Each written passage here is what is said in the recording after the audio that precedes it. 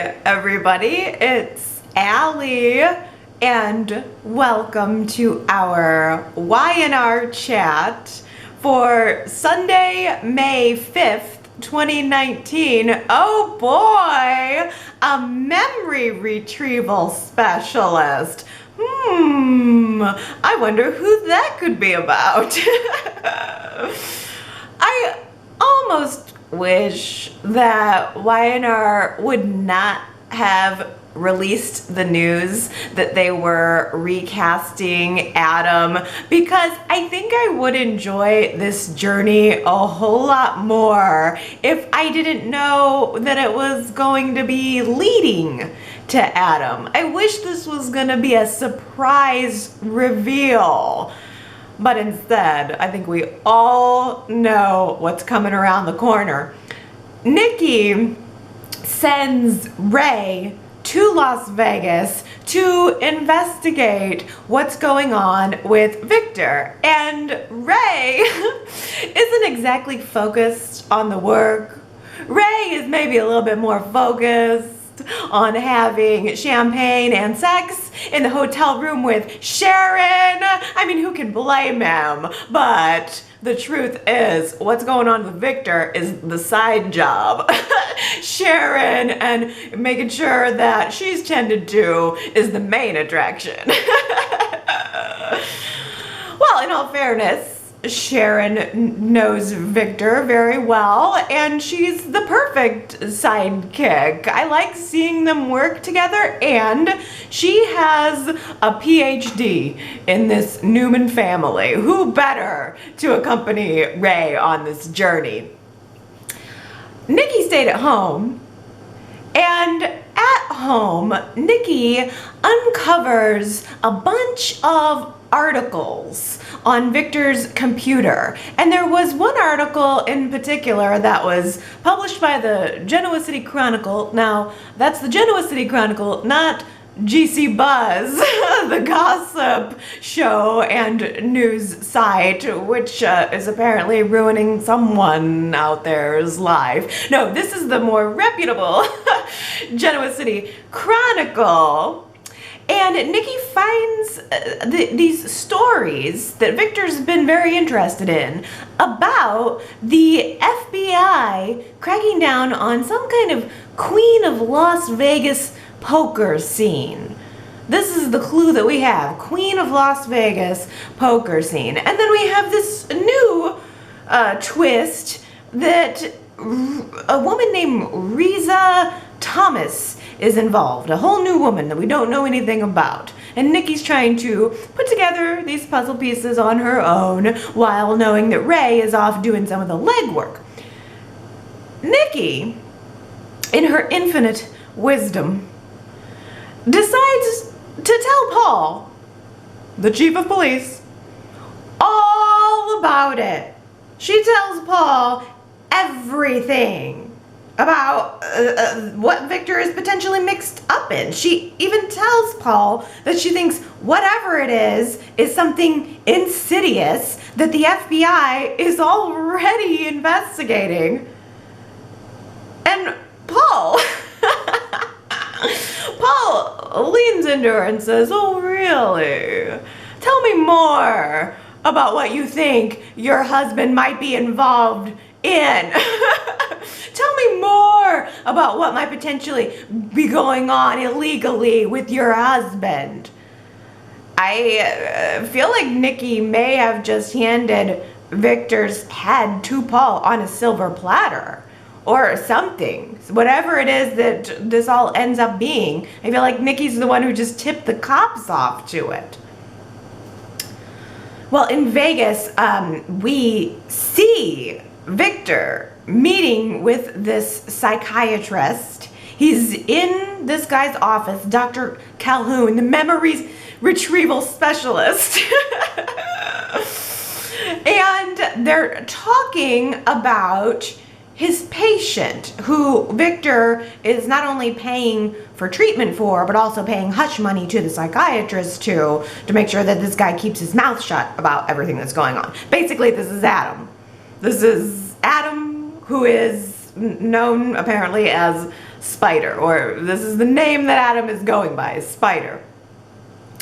And I'm going to take a leap here and allow myself to think that Victor has just somehow discovered that his son is still alive, and so he is paying this psychiatrist to speak with him and get him to open up and realize who he really is.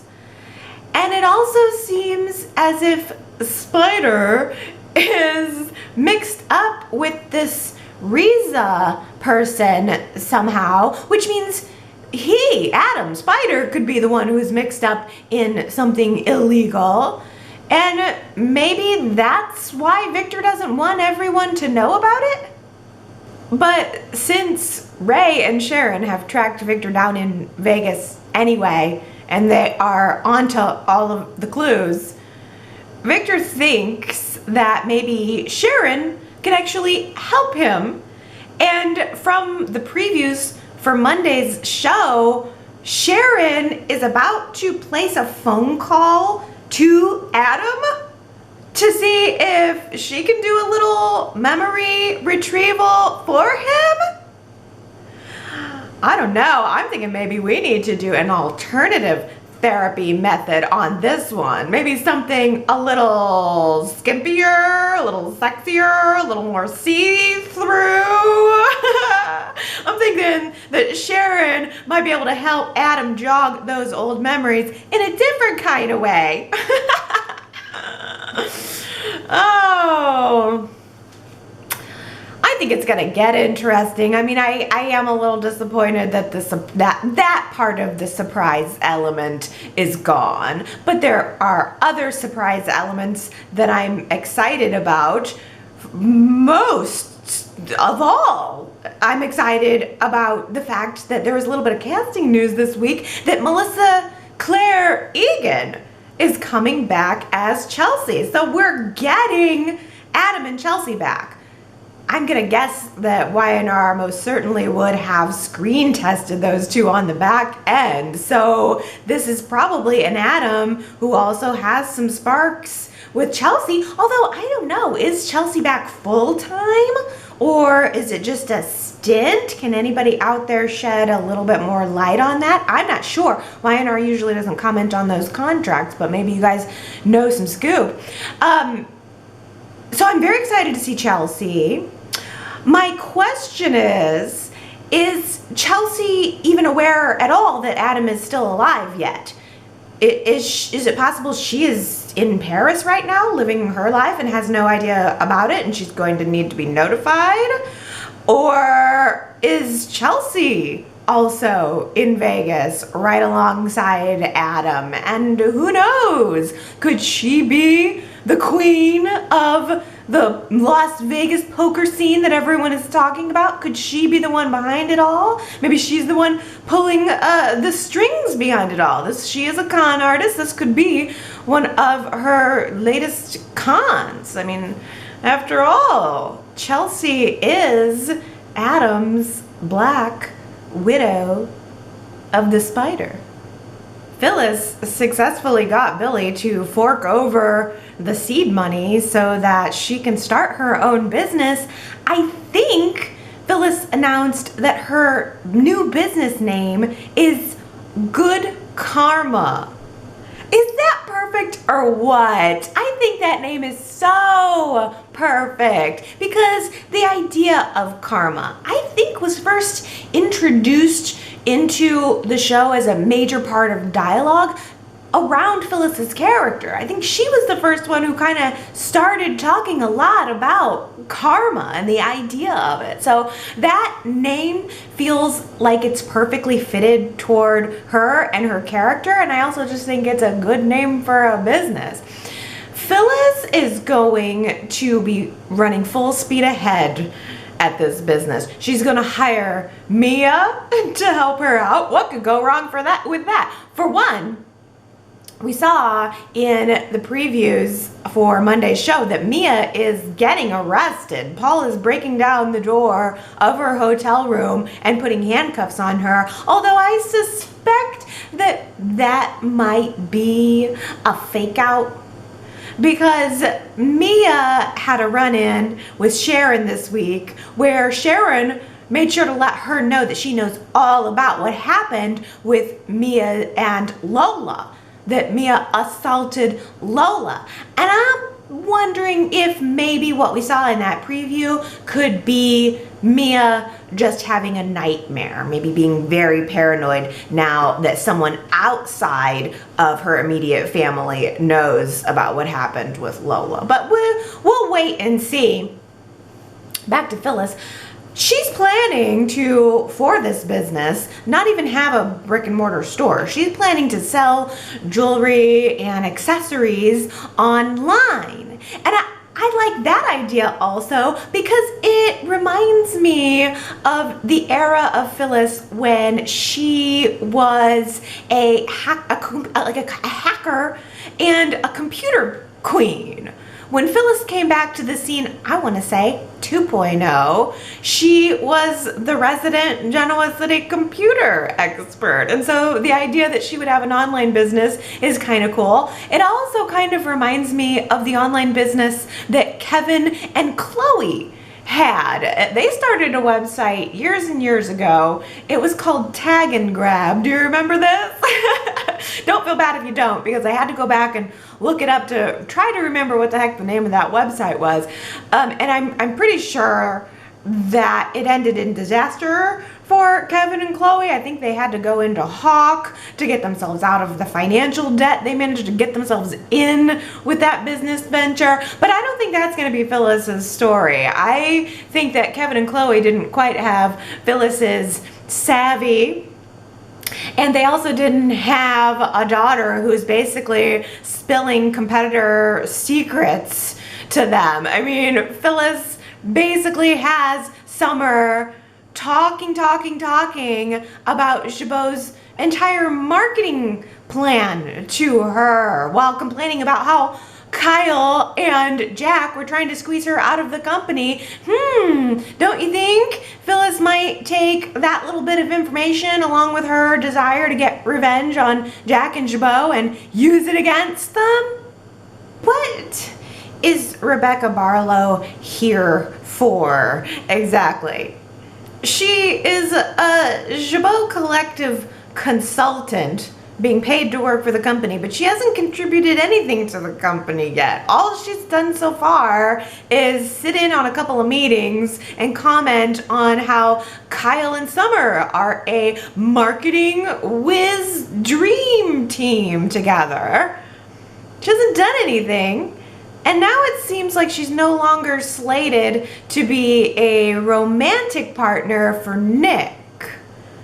I don't know. Rebecca Barlow just doesn't speak to me. She doesn't move me. She doesn't reach me.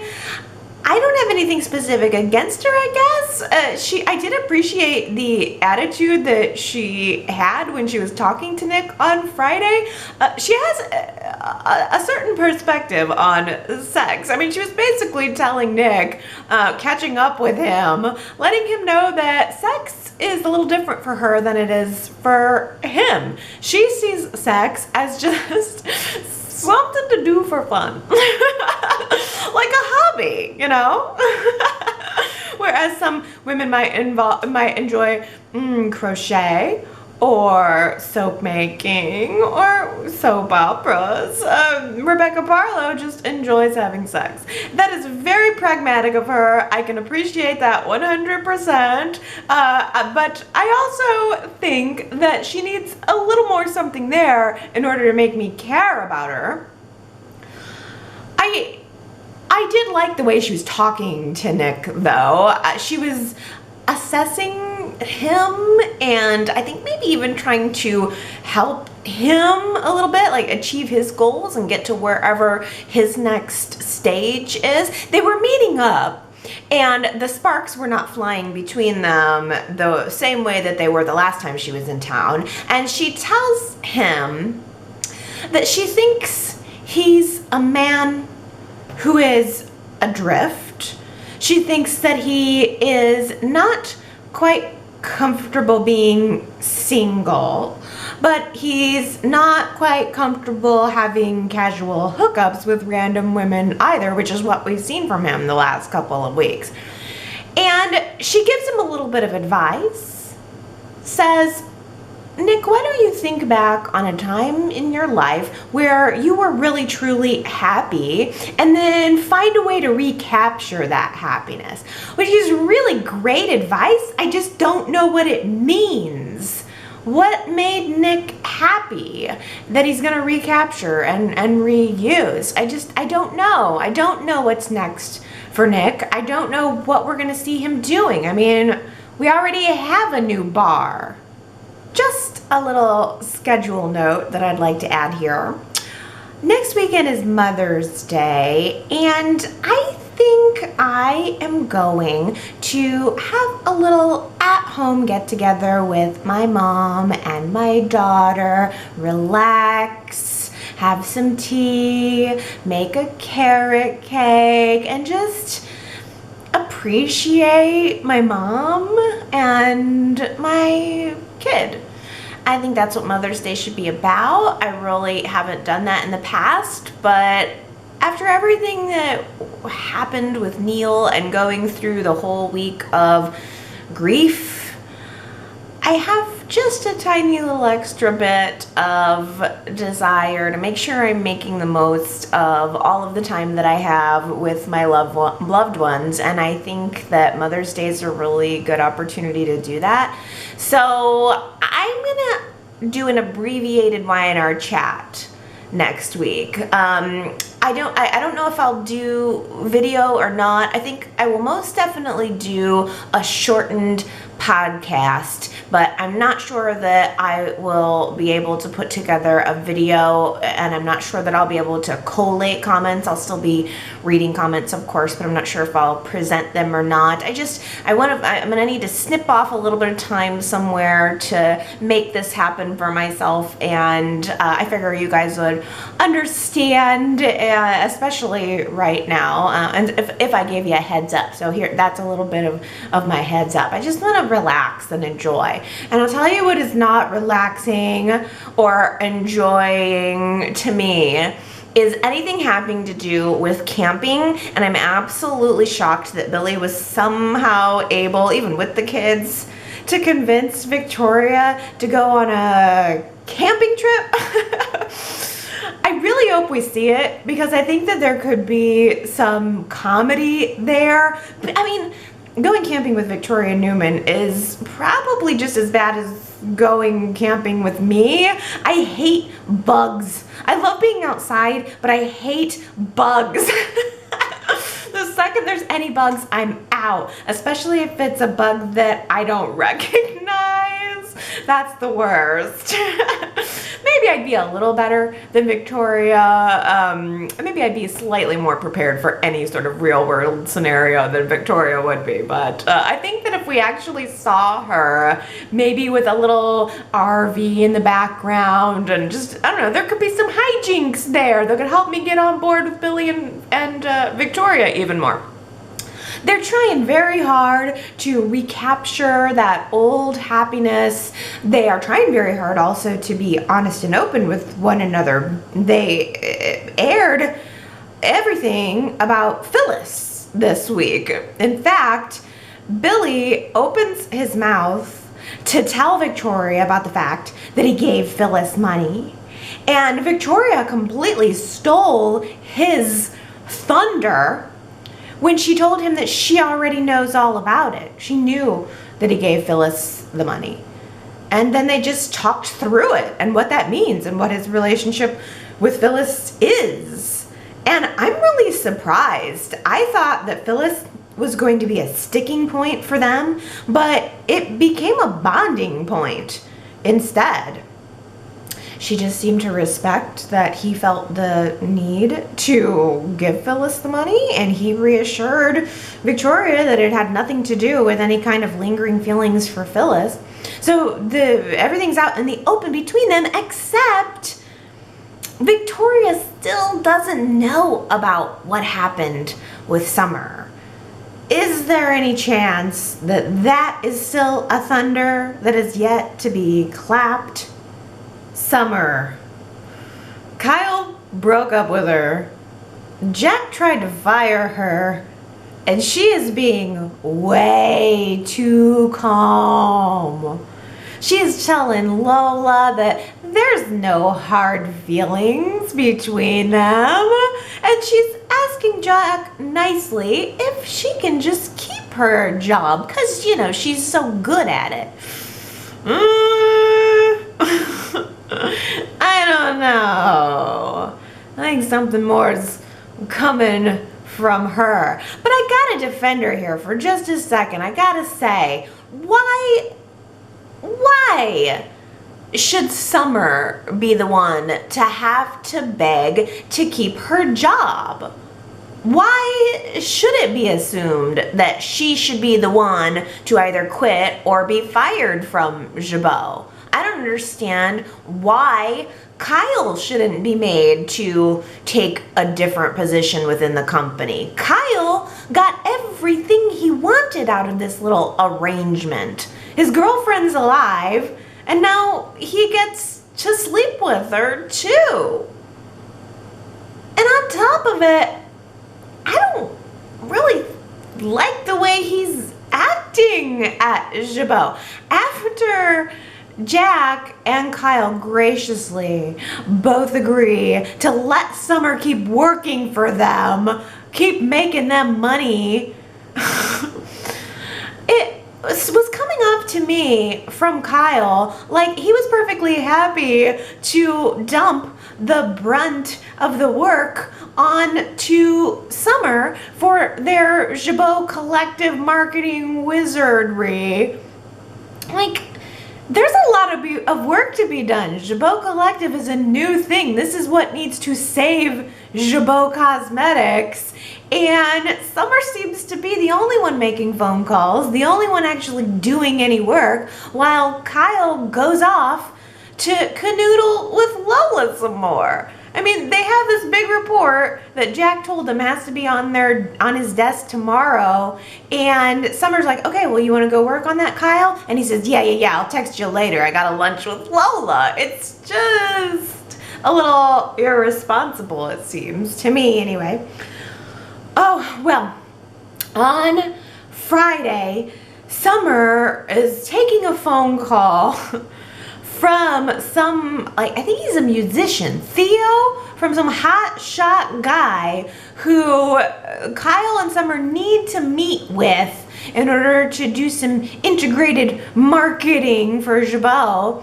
And Summer is watching Kyle and Lola kissing through, she's watching them, they're kissing, practically making out in the hallway. She's looking at them through the window, and she's on the phone telling this hotshot musician that she and Kyle will be on a plane to Chicago to meet with him tonight.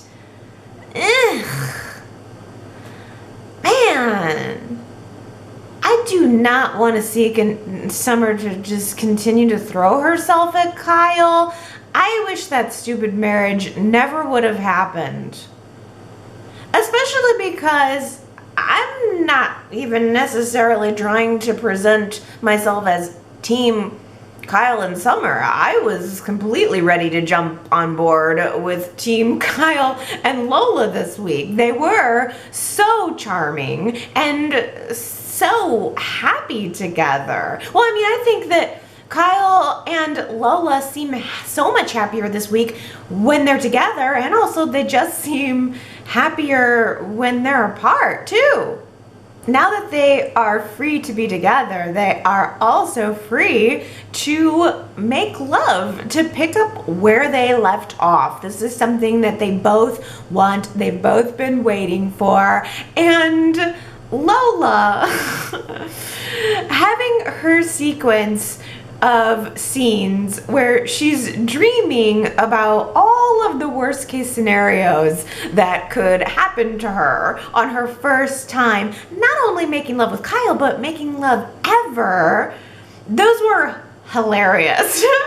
There was one scene where she's imagining that they're finally getting to the lovemaking and they're clumsy about it. They're bonking heads while they're kissing, and then she accidentally whacks him in the face while she's taking her clothes off. But the best one, my absolute favorite one, and probably the most delightful part of the entire week, was when Lola imagined that she was taking her clothes off in front of Kyle. And first she takes her top off, and his eyes are as big as saucers. He's got a Cheshire Cat's grin on his face. He's happy to see those. He's happy to see that top bare and in their full glory in front of him. And then when Lola goes to take her bottoms off, Kyle's face just changes. All of a sudden, he has this look of puzzlement and disgust. And I'm thinking, what the hell could he possibly have seen? What could possibly have been under those pants that would create that reaction in him? I mean, when a guy takes off his pants, there's a wide variety of things that could possibly be going on under there.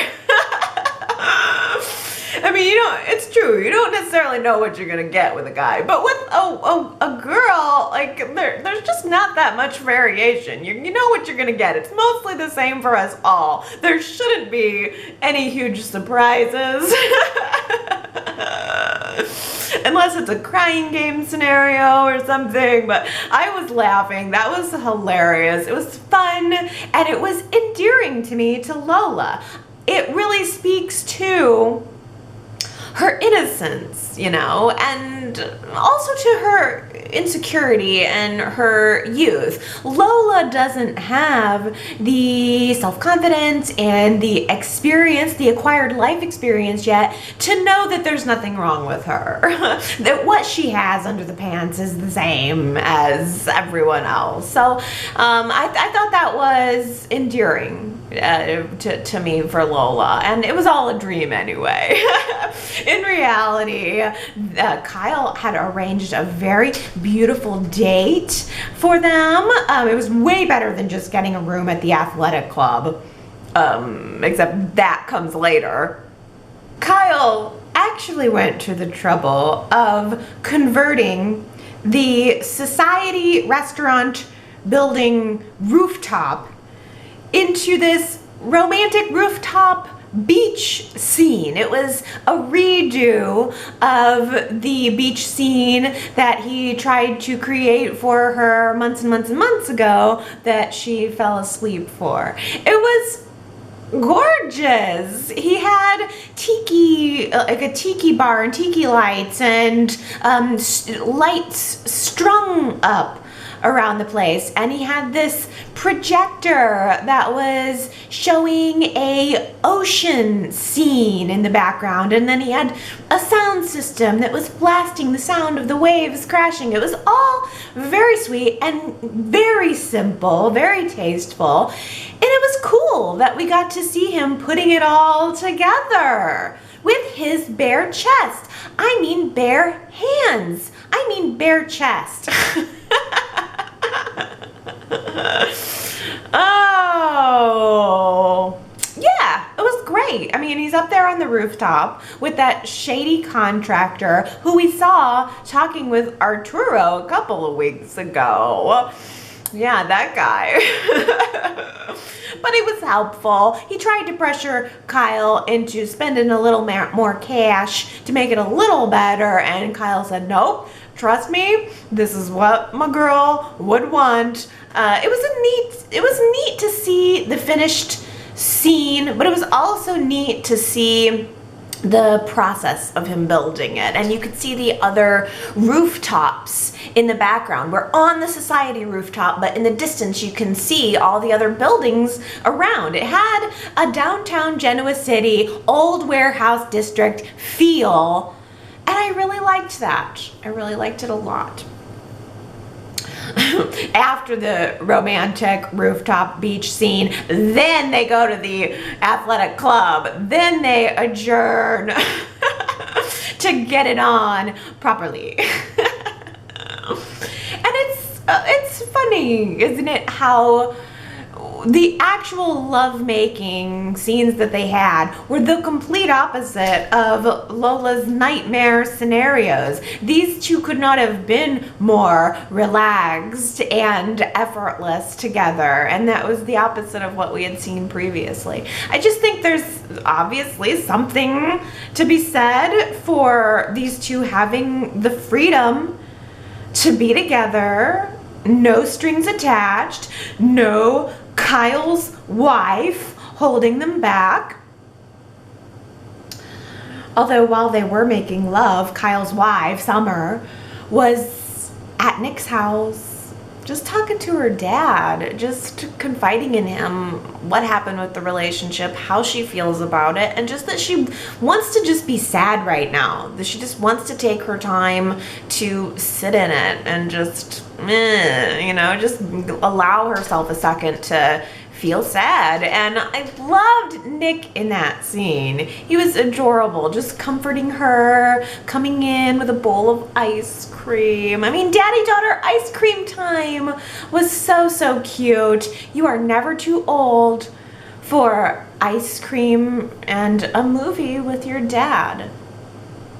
I just thought that was such a nice touch, especially right now when Lily and Devon would probably move heaven and earth just to have one more night like that with their father.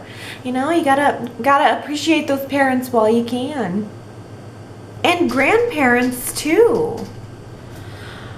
I don't like Dina being used as a plot device to unite two characters who really don't want to be in the same room together. The way that Kyle had to pretend to be Jack again, and Summer had to pretend to be Ashley again, and they have to pretend to be a family just to humor Dina. It's a cheap trick. It's a cheap plot trick, and it feels disrespectful to Dina's character. I don't like it. If a doctor is telling Jack that Dina really should be in a home where she can get better care, then Dina should be in a home where she can get better care. And that's exactly what happened this week.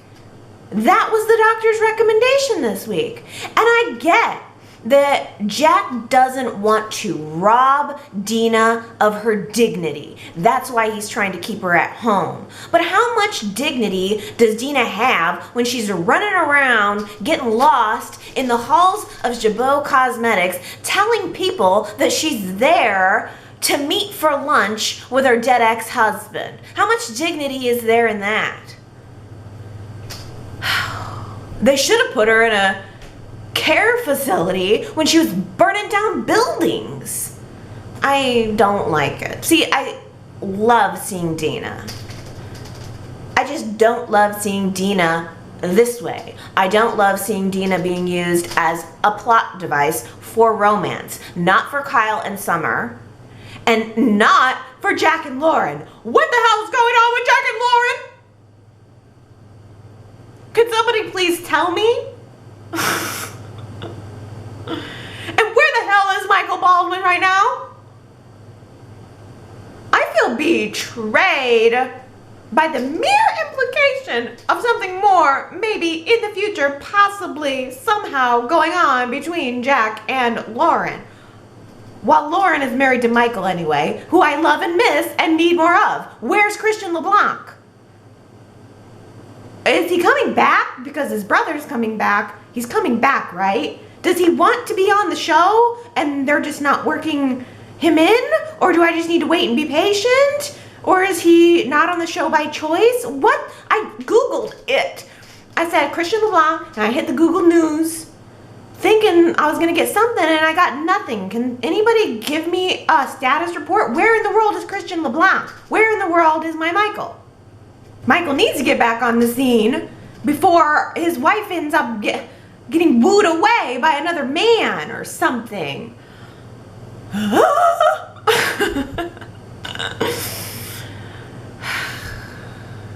What do you think? What do you think of a potential Jack and Lauren romance? That's our poll question for the week. YRChat.com. Here's the thing. If I weren't a diehard Michael and Lauren fan, I would be up for a Jack and Lauren romance. There's nothing inherently bad about it other than it's flying in the face of something that I know I love. Is there any chance that poll question, or that whole poll that CBS did, is there any chance that viewers who are not Y&R chatters do not like Lauren and Michael, or did they like Lauren more than Michael and they voted? Is this influenced by a vote or something? I don't know. I'm perplexed, but I know I'm not the only one who was reading that as a kind of moment. Dina was reading it that way. Dina caught, we'll say, Jack and Lauren being very friendly this week at the Abbott house. And in Dina's mind, Dina thinks they could be 16 years old and on a date and in need of a chaperone. I wanted Dina to be the chaperone, go in there, shimmy her way in between them and say, oh no. I mean, if they were both single, this would be super exciting. Dina was quite taken with Lauren. Ooh la la. That was fantastic. She thinks that Jack and Lauren are like a young couple kids dating, and Dina's very happy with the idea. She loved Lauren. As long as there wasn't any hanky-panky going on in her living room, she loved it.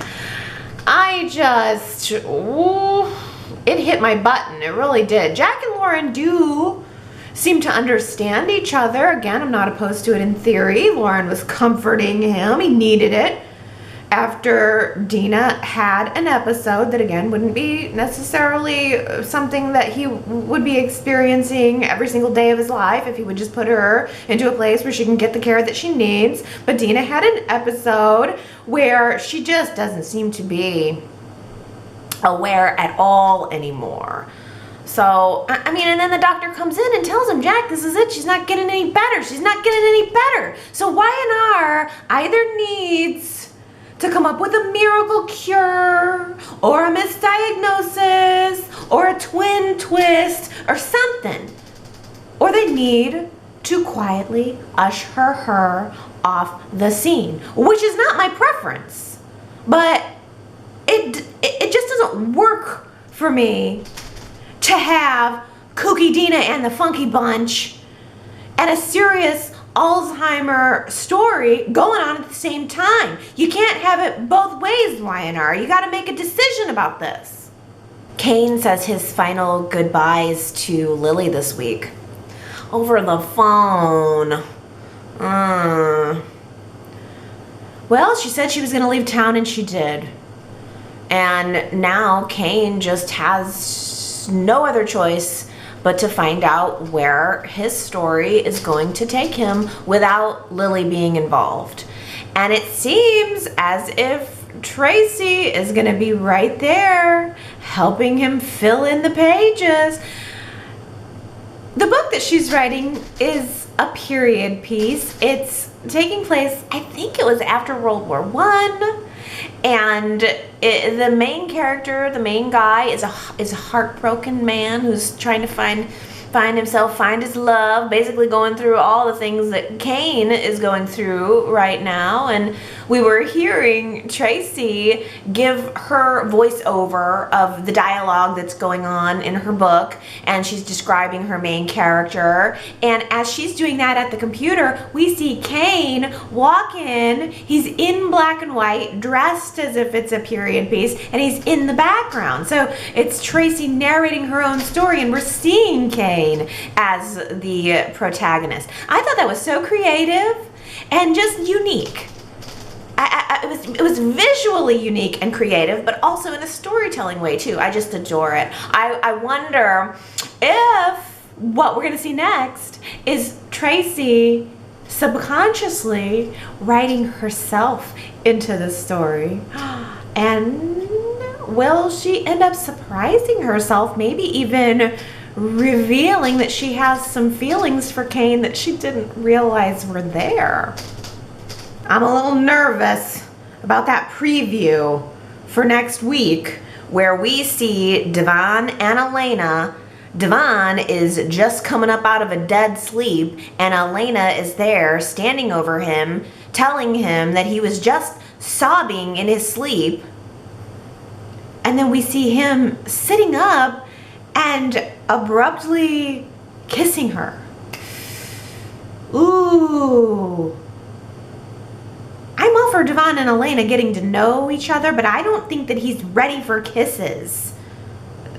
Kisses are a couple steps down the road. And also there was an incident this week where Devon and Elena are having lunch and they're just chatting, finding some things that they have in common, talking about life and music. And when Elena begins to laugh, she laughs in such a way that reminds Devon of Hillary, and he sees her.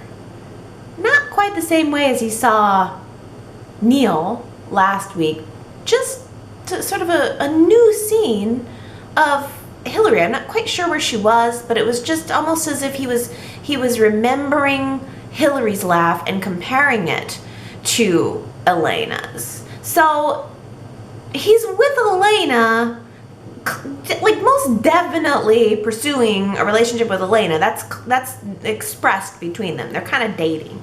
So he's with Elena, but he's thinking about Hillary, and I think that's natural. You couldn't expect that he wouldn't have some kind of thoughts about this, that he wouldn't be thinking about Hillary, but not in that way. Not in that way. It's potentially sticky. Something, I don't want him to get his wires crossed. That's what I'm worried about. It would be natural to be thinking about your last relationship and you know, still moving forward past her death, but I don't want to see him superimposing Hillary's face onto Elena's body or something. That would be an issue. The other thing is, okay, Devon and Elena also learned that they have something else in common this week, that they've both lost someone recently. Devon has lost Neil, and Elena talks about losing her mom recently, but she does not want to share any other details about that, about losing her mom.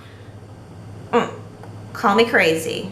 Just go ahead and call me crazy right now. But in that same scene, Devon and Elena were talking about music, and she asked him, what was the very first concert that you ever went to? And he revealed that he went to a Prince concert, and Elena started laughing at him, saying, you went to a Prince concert like in the 90s? How old are you? And Devon says, what? I was young. How old are you?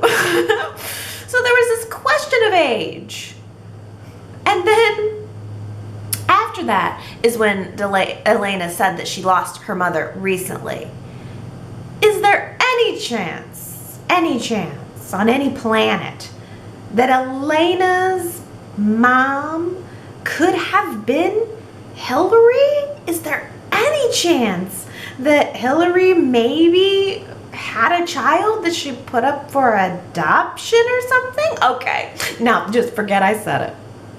Anna is very serious about the music biz and the work that she's doing for Devon. She's kind of a shark. Anna sits down to go over Tessa's new contract. She's being signed to the Hamilton Winters LP label, and Anna is going over her contract with her. And Mariah tags along for this. So Anna and Tessa and Mariah are sitting at the table at Devon's house, and Anna reveals that part of the strategy for marketing Tessa and her music will be to give Tessa a total makeover. Anna wants to change her style completely. For instance, they want to dye Tessa's hair blonde, put her in some kind of space sage outfit, change the way she looks and therefore the way that she's perceived by the public, and divorce themselves from the little nasty scandal that got Tessa kicked off the label in the first place. Now, Mariah, who admittedly had no business being at the table, she had no business being there, but she starts throwing up resistance right away to Tessa changing her style. I think that Mariah can see how eager Tessa is, how willing Tessa is to do anything she can to revive her career. Tessa, at this point, has been so lost that she is just grateful to be getting a second chance at doing something that she loves. So Tessa didn't blink an eye about changing her style and dyeing her hair blonde and wearing a space age outfit. But Mariah did.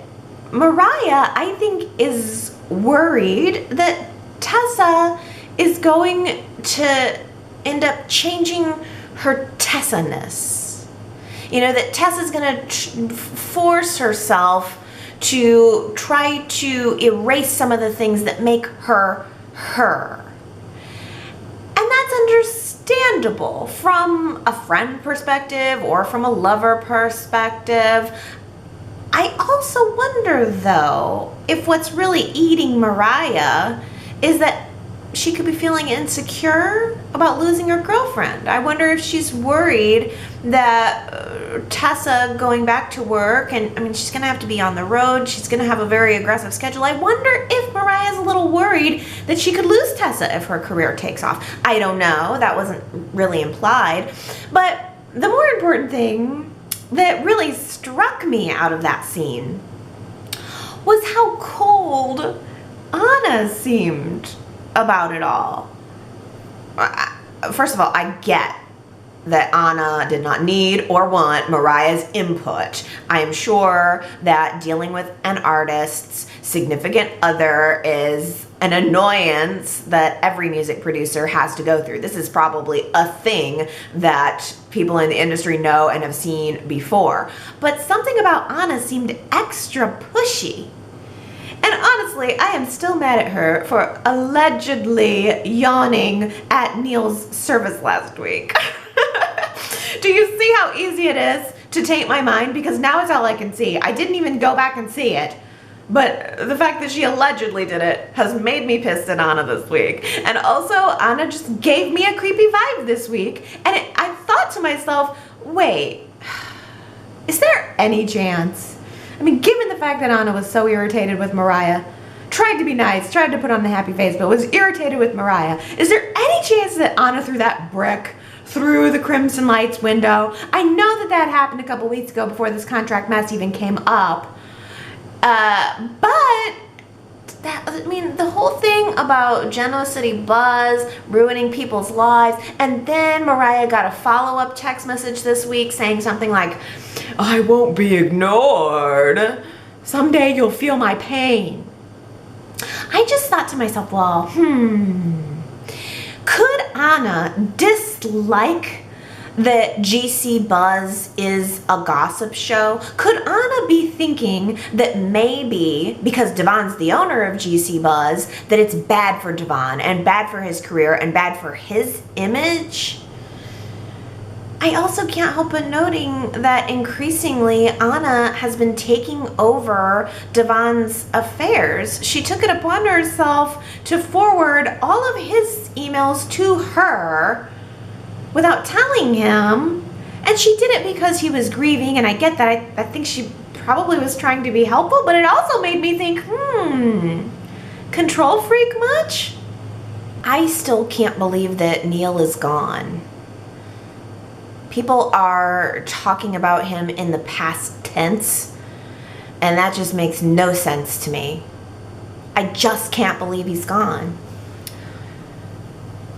It's really quite a shame that we don't take the time to honor our stars and their legacies while they're still with us. We had a beautiful tribute show to Kristoff St. John on Monday, and I had a takeaway of feeling that I wanted more of that. I know I've said many times that I typically try to steer away from knowing too much about the actors because I don't want to ruin my fantasy about the show, but I thought that Monday's episode was really, really well done. I would like to see more highlights of the actor's career and more episodes that are more of a time capsule.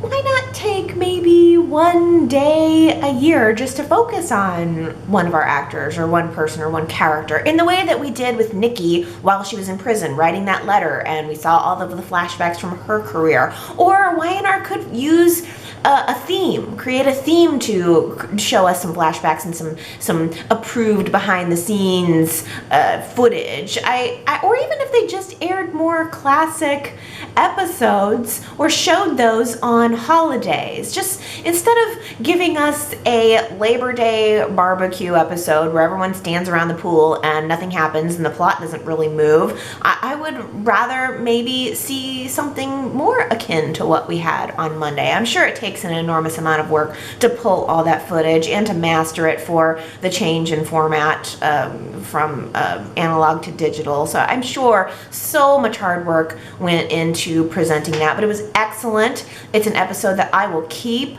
that I enjoyed, that I screenshotted I had so many screenshots. I think I got 89 unique screen caps from that episode. I spent an entire day doing it. There was just so much.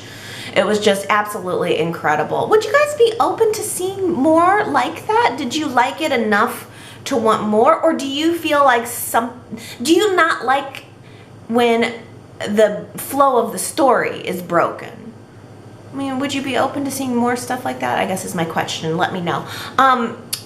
The tribute episode was very special because it was comprised of several separately filmed cast interviews talking about Kristoff. But it was also spliced in with an interview that Kristoff was giving himself. It was actual footage of Kristoff, I believe taken during Y&R's 45th anniversary celebration. So it was the cast telling their stories about Kristoff. And it was spliced in with Kristoff telling his stories about them. I just felt very special. It was very mutual. It almost seemed like a conversation was happening between them. And it was just such an interesting window into their world. It made me think in a way that I usually don't about the fact that these are not characters. They are a cast of professional actors who have to work with each other every single day, but they also are a family in their own way too.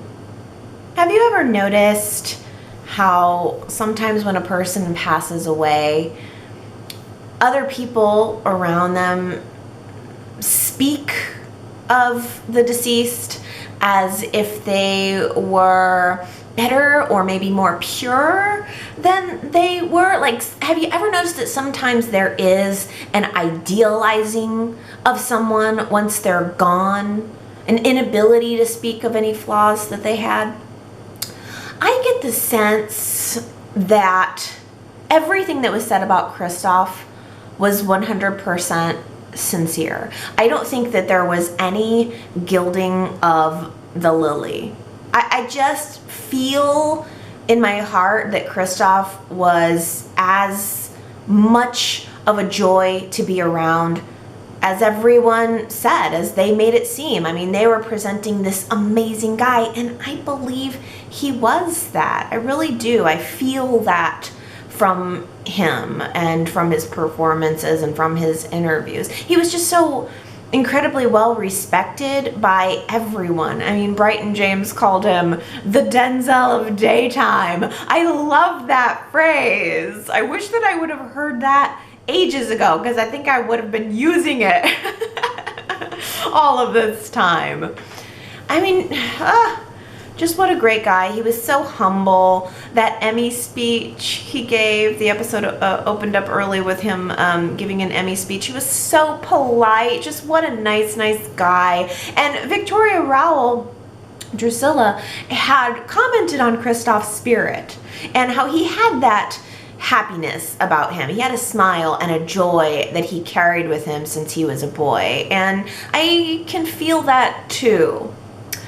What do you guys think of Victoria Rowell, by the way? We haven't seen her on screen since the character of Drusilla died in 2007.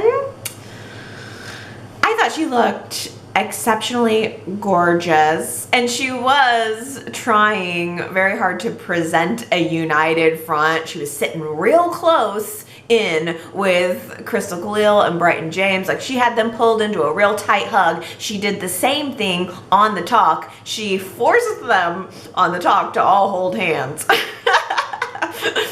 So she was trying to present that united front. And I also thought it was a little bit notable that Victoria Rowell made sure she also had a little bit of dramatic flair in the episode. The show opened up with her looking at a photograph, an old photograph of Neil and Drusilla, and then slow walking over to the couch and starting to speak about Kristoff. She was kicking the episode off. I'm certain that she was wanting to give the moment a lot of respect and a lot of focus on Kristoff, but I also felt it was a little bit of a dramatic flair. I wonder if it was her idea or if that was something they asked her to do. I don't know. I did see an article where she was being interviewed and she seemed to imply that she was willing and wanting and working on coming back to Y&R, but I just don't know. After you've sued them, I just don't know. I've heard that a million times, and I'm not gonna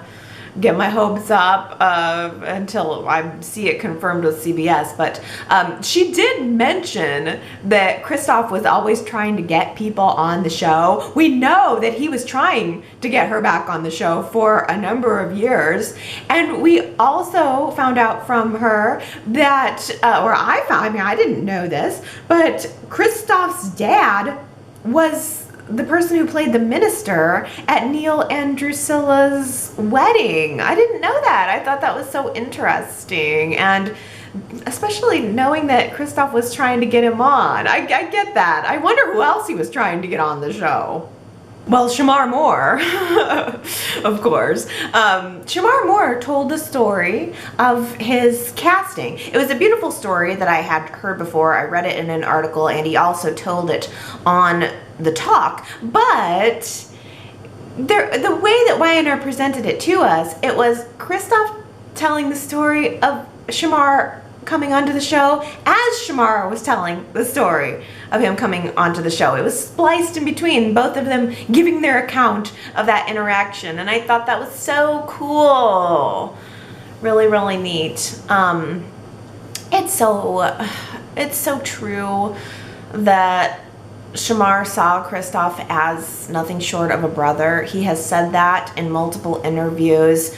Shamar showed a picture of him carrying Kristoff on his shoulders, and that this was a thing they did in personal appearances. Shamar would carry Kristoff on his shoulders because he felt that Kristoff had carried him in the beginning of his career. He really seemed to believe that he just owed it to Kristoff, and I thought that was very touching. I also thought that Brighton and Crystal were a little quiet. They didn't have as much to say, or I don't know, maybe it was the way they said it. I just wonder if it's because they worked with Kristoff so regularly and so recently. He wasn't just a part of their overall life story. He was a part of their everyday they expected him to be there when they come into work, and now he's just gone. Both of them were choking back tears. Crystal Khalil looked particularly in pain to me. Whether that's a projection or not, I don't know, but I did enjoy her story, and I did laugh when she did her Kristoff impression during the goofball segment, which was my favorite segment, of course. That was the most fun. I really enjoyed seeing the outtakes of Kristoff just being a goofball. But Crystal was telling a story about a particular scene, and they found the scene where Kristoff was joking around with her. Who's dead? Lily's dead? It was good. It was just so good. There were a lot of good outtakes from that segment. I saw Neil and good old Ryan McNeil. I forgot that they were friends, and I just really enjoyed seeing Kristoff be goofy. You know, this is a guy who really loved his job, and it showed. He really loved his colleagues, and everyone commented on the Kristoff St. John famous hugs. I want one of those Kristoff St. John famous hugs. They just made it sound so good. Like, oh, I just want a hug right now from him. Did any of you guys get one? I'm sure that he gave hugs to fans. Is there anybody out there who actually got one of those famous hugs? Let me know. Or maybe a hand kiss? Marla Adams talked about the first scene she ever had with Kristoff and how he ad-libbed a hand kiss for her, and she said that she melted when he did that. Ooh, I want to melt too.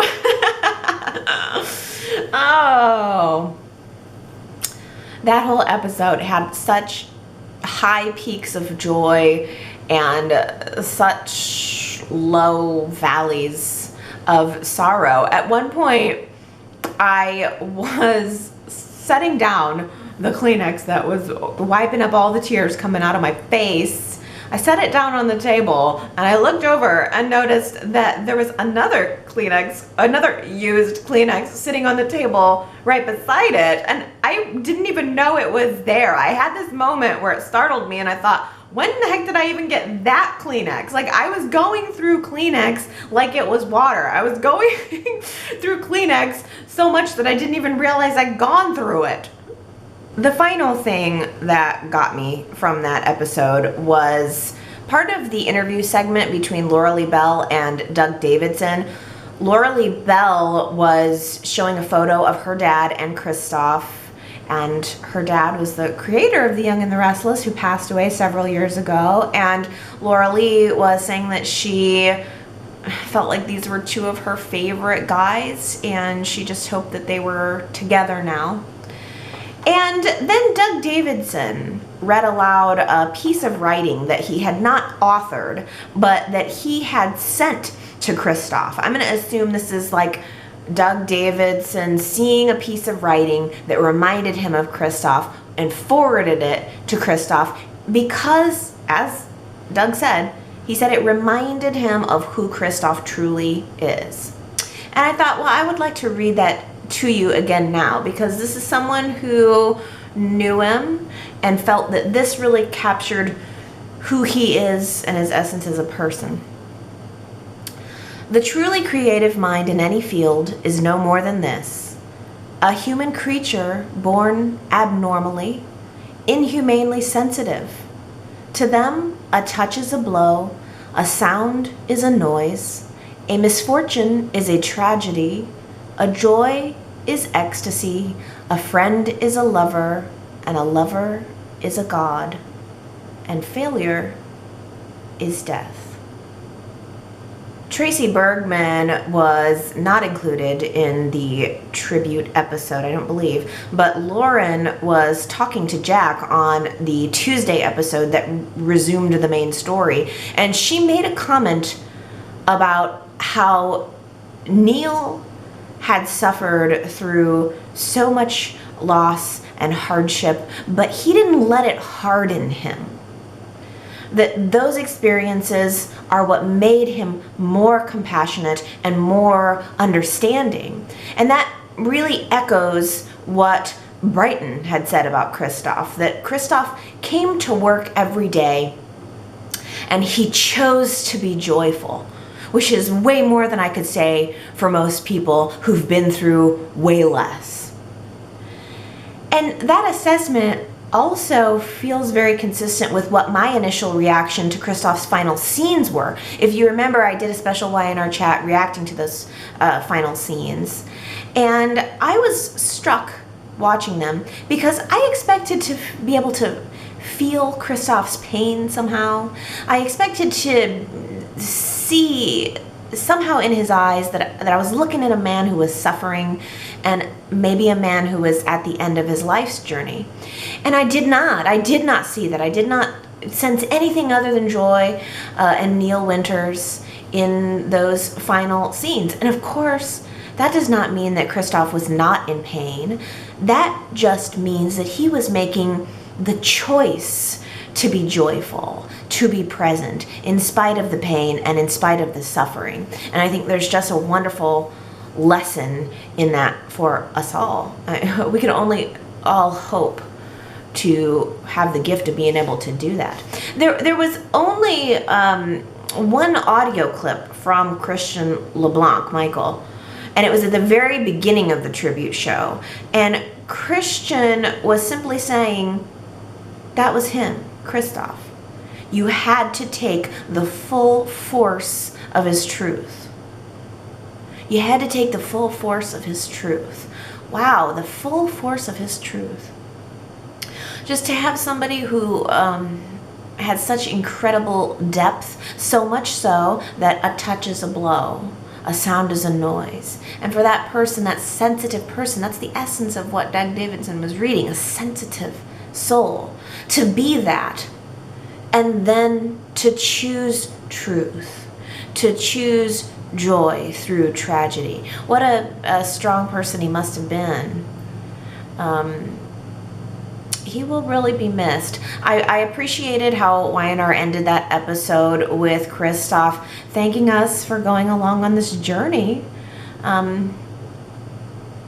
And then he told us that he loves us. He loves the fans. And you know what? I believe it. I really do. I believe that he loved the fans, and that, of course, the fans loved him. That is something that will never change. That is something that is undying. Genoa City without Neil Winters, it's just wrong. That was our quote from last week. It was Jack who said that particular line. Malcolm had a line where he said something similar. He expressed a similar sentiment. But Genoa City without Neil Winters, it's just wrong. That was Jack. Quite a few of you cued in on that quote, and for good reason. So congratulations to our chatters who guessed that that was Jack. It was Lynn, Keisha, Anna, Jamie, Henry, Justin, Nancy, Cherie, Jamie D, Heather, Jackie, Jillian, Ambreen, Tanya, Jana, and Diana. Ooh, that was a good final three. Tanya, Jana, and Diana. A little bit of rhyming there. How about let's lift it up this week and we'll have a fun quote. Who said this? There is no bad pizza. There is no bad pizza. If you think you know, you can go to yrchat.com to leave your guess. And if you guess it right, then I will give you too your shout out on next week's Y&R Chat. And now let's read some of your comments. Anna had mentioned something that I forgot to mention last week, but probably because I don't have a real connection to. But Anna mentioned that she remembered seeing Kristoff in the television show Generations. I did hear that on his biography, but I guess I just had no connection to it because I had never seen the show at all. I looked it up, and it was a half-hour serial focused on the relationship between two Chicago families, the Whitmores and the Marshalls. It aired from 1989 to 1991.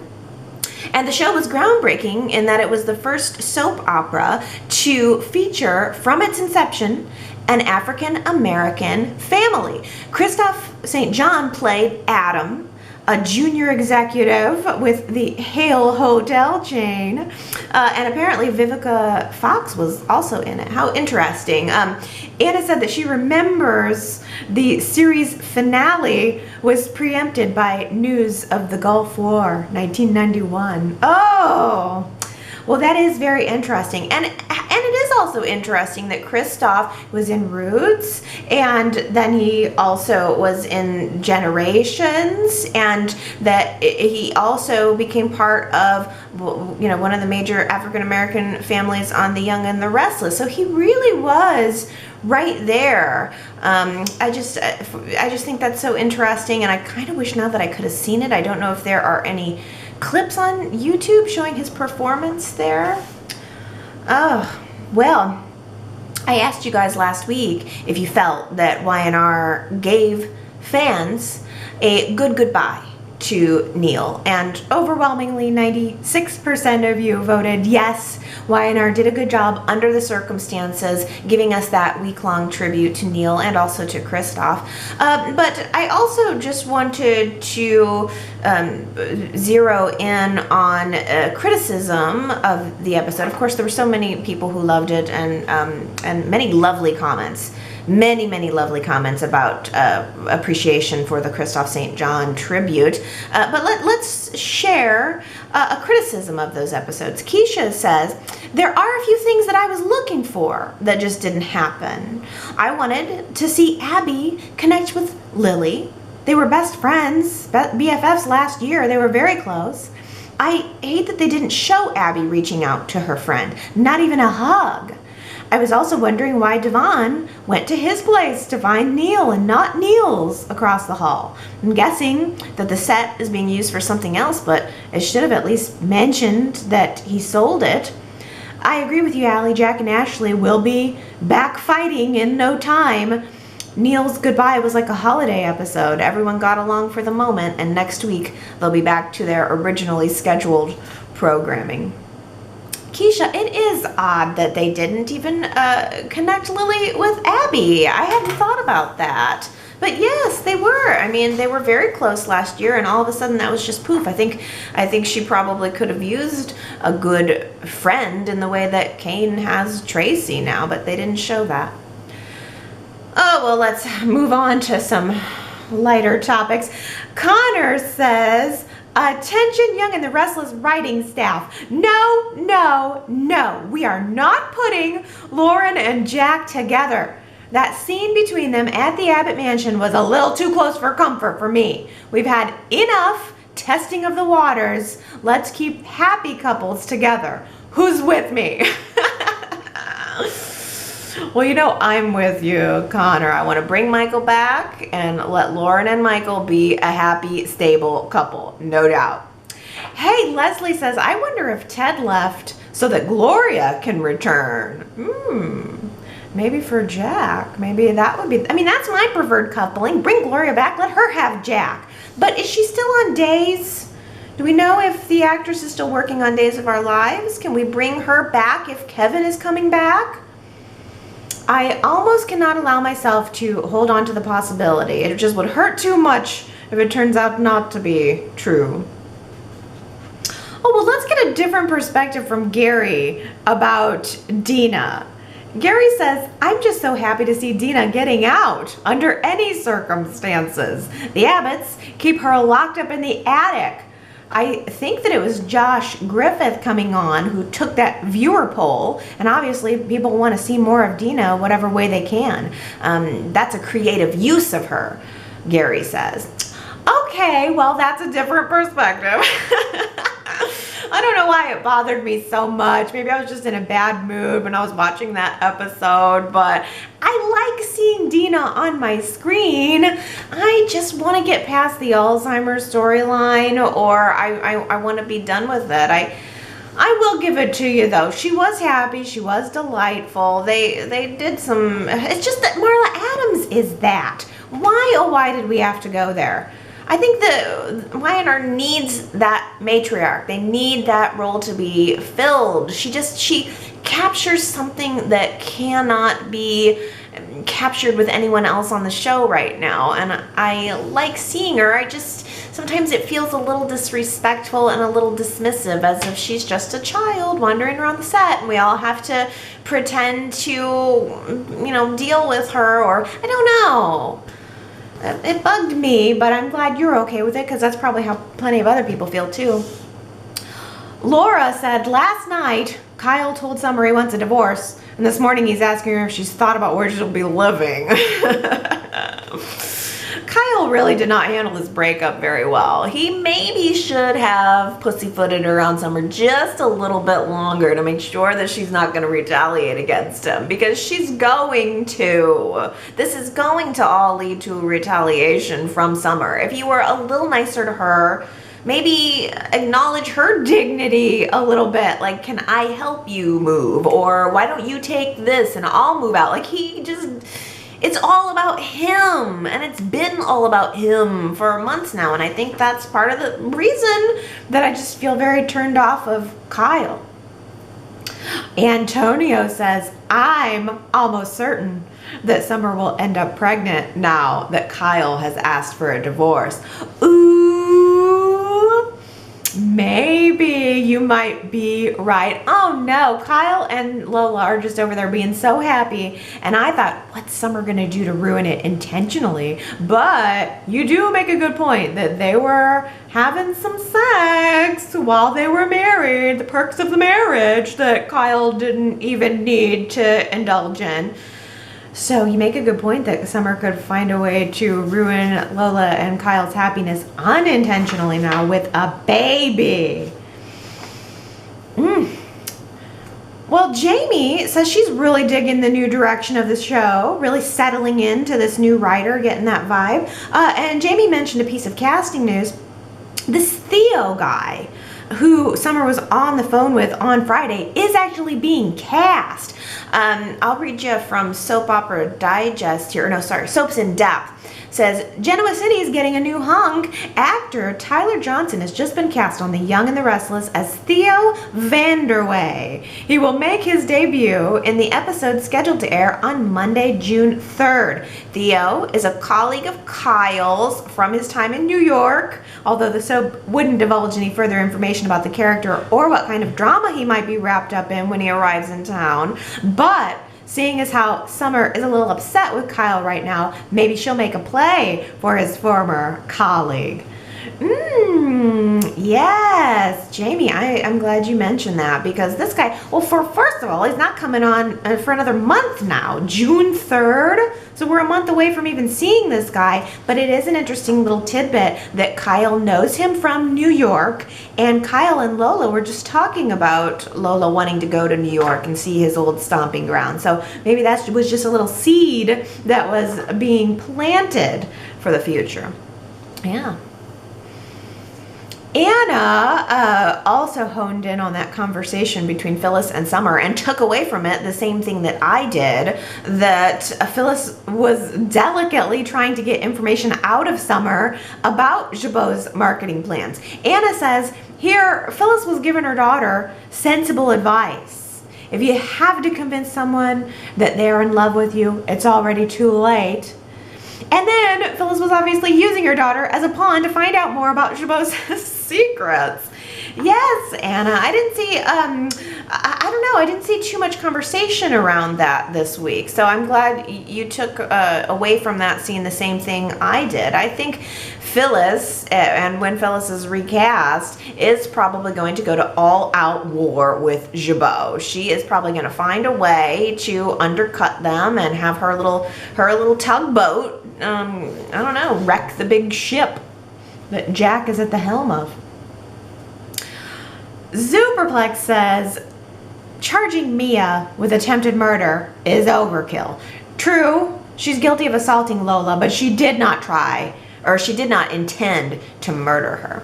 That's why I wonder if it's just a dream sequence, the way, Paul's marching in, getting her handcuffed for trying to attempted murder on Lola. It seems so dramatic. It almost seems like it would be a dramatic figment of the dramatic Mia's interpretation.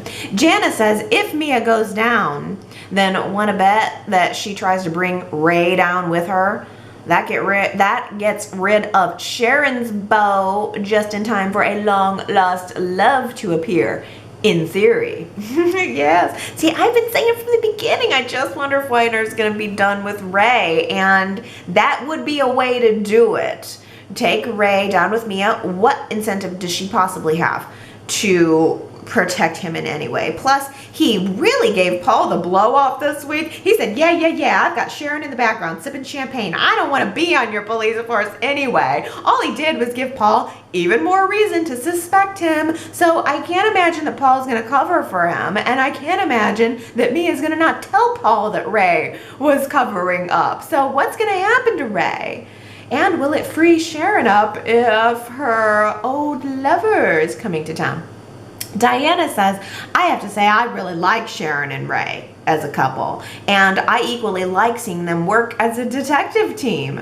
Their trip to Vegas seems hot and sexy. I think I enjoy it a lot because they aren't just a couple who are attracted to each other and who are enjoying each other's company. We see that all the time. Working as a team gives them a stronger bond and changes things up a little, as we don't see this too often. It's nice seeing a couple helping each other and not always having a deep, dark secret between each other. Oh, I'll give it to you, Diana. They definitely have got some heat. I do like Sharon and Ray together. I just wonder if Y&R likes Sharon and Ray together. About Adam, Daisy says, next week we find out what we already think we know. I hope the electricity doesn't go out, though that would be so annoying. I know, in all the big weeks I always think, oh, I hope nothing goes wrong. There better not be any preemptions or some crap like that. I hate having it if I'm gonna do an abbreviated Y&R chat when there's gonna be some big stuff going on. I will do my best, trust and believe. Katie has a prediction. She thinks that Victor has found Chelsea in Vegas, back to her old con artist roots. And where there is a Chelsea, there is an Adam close by. Oh, well, that's a possibility that maybe Chelsea was the one who alerted Victor. I'm sure not on purpose, but maybe that's how Victor found Adam in Vegas. Good idea. Okay, let's shift over to Devon. Diana says, it seems that the scene where Devon is imagining Elena's face to be Hillary laughing was likely filmed when the actress came back to speak about Kristoff St. John. I don't think it was old footage. I like that Y&R did that, and as it makes it realistic that Devon would probably be seeing Hillary's face when he's out on a date. Yes, I think you're right on both accounts that it would make sense that he would be thinking of Hillary and seeing Hillary. And also I think you're right that these are new scenes. I saw a Soaps in Depth article saying that they did reincorporate some new scenes for Michelle Morgan and that we're going to be seeing more of them. I don't know the depth of the scenes. I don't know if it's just going to be little mini flashes or if she's going to come to him as a ghost. But yes, those scenes are new and there are more to come with Michelle Morgan. Yay! But it's not a long-term thing. They did say that. Laura says, I am so glad that Tessa isn't irritating anymore. With the Crystal storyline and the Margarita crew caper over, we can now enjoy her and Mariah's relationship. I love watching Tessa's micro expressions. For example, when Mariah told Devon that she was her bodyguard, Tessa looked surprised that a split second later her expression read, sure, why not? It's fun to watch Tessa when others are talking. I agree, and I have noticed too, micro expression, that's a great phrase for it. Yes, it shows that she's listening. She's listening to what's going on in the scene, and she's reacting. I think that the actress has grown. I think we can see that most certainly. Now it's Y&R's job to grow the character. Consuela says, Mariah's presence at Tessa's contract signing was extremely inappropriate. I know Allie has commented on Mariah's behavior before, being a busybody and being too involved in other people's business, but this was the first time for me where I think she really went overboard. This is about conducting business, and Mariah really had no say in Tessa's contract. T. Nicole says, I completely agree. It's not like how Mariah was sticking her opinion about Tessa's songwriting, work, and contract. If she had issues, she needed to bring up with Tessa separately. All I kept thinking was, you're the one, Mariah, who set this whole thing up. Tessa's the big girl. She can handle her own work meetings with Anna. If Mariah is asked to be there for support, then fine, but let it be Tessa's meeting. Oh, yes. Yes, I mean, I agree with you there. Mariah was definitely trying to get her say in, and it doesn't have anything to do with her. And Anna was irritated. It's the only person I can even think of who might be irritated enough with Mariah right now to be doing whatever this haunting and taunting is. There was someone who ran into Mariah at the coffee house right after she got that text message, but I also think maybe that was just Mariah's paranoia. I don't think the guy that bumped into Mariah, I think it was on Friday, I don't think it was the person who's stalking her, and I don't think it was someone who was sent by the person who was stalking her. I just think now, I think that scene was there to show us that Mariah's realizing there's an issue. It wasn't an isolated incident. This person now has her phone number. They're texting her. And so now I think Mariah's just coming to an awareness that she's not safe. Even a random bump in could be a big problem for her. Jana says, it feels like Mariah thinks she's going to be excluded from Tessa in the contract and the career, and is desperately trying to hang on. Or could it be that Mariah is getting more threats than we know about, and she just wants to be around what she perceives as safety? Oh, I wonder, Jana, if maybe Mariah, who was hiding it, she was trying to downplay what happened to her. It's a good question as to whether or not more's gone on than she said, more than she let on, and maybe being around Tessa just makes her feel safe. Maybe she just didn't want to be alone. That's a really good idea, yeah. Daisy says, what is going on with Mariah? I wonder if someone from Tessa's past, someone who is trying to freak out Mariah or trying to extort money from them. But then again, Mariah has a past too, so maybe there's someone trying to put her on the receiving end of her cons. And that makes me wonder if it's Ian Ward. I would be so scared for Mariah and Tessa if that's true, but I would be gobsmacked if it turned out to be Cassie. Oh, evil Cassie come back from the dead. There's a theory. I tell you what, if Y&R is going to make this someone from Tessa's past, I'm going to be annoyed. They need to revise Tessa, keep her on the nice girl path that she's on right now. They do not need to involve her in any schemes and scams. As you said, if somebody's got a grudge against Mariah, I hope it's because of Mariah. And this time maybe Tessa's doing the protecting of Mariah. That's what we need to see. We need to see Tessa stepping it up and supporting Mariah, because we've seen it plenty of times for the past 2 years the other way around. Oh, how about a couple of fashion notes from Gary this week. He had to comment to me about Abby's green chiffon top. It was a chiffon, is that what it was? I don't know fabrics, but yeah, it looked like chiffon. That was one heck of a number, wasn't it? She looked like a Christmas present or something. I mean, it was something else. It was definitely a topper till last week or whenever it was that she was wearing that silver sparkly suit.